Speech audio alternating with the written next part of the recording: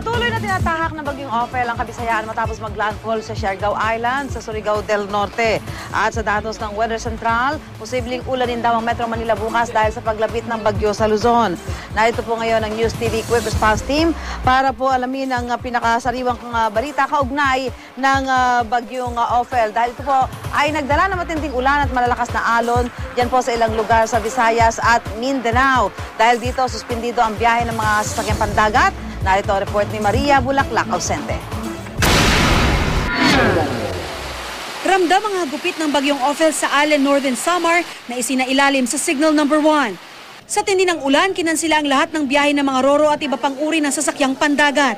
Maraming pasahero tuloy ang stranded sa Allen Port. Dismayado ang ilan dahil di natuloy ang kanilang biyahe, gayong di naman daw masyadong maalon. Ayon naman sa Coast Guard, hindi pa aalisin ang mga pampasaherong barko hanggat may nakataas na storm signal. Makulimlim naman ang kalangitan sa Siargao Island, Surigao del Norte kung saan naglandfall ang bagyong Ophel.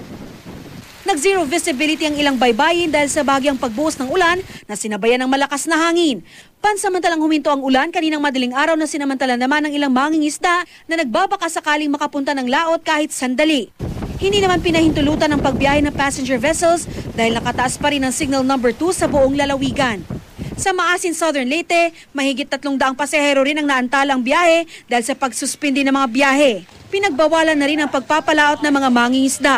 Nagbabala naman ang mga otoridad sa mga residente sa coastal areas na mag-ingat sa malalaking alon at posibleng storm surge.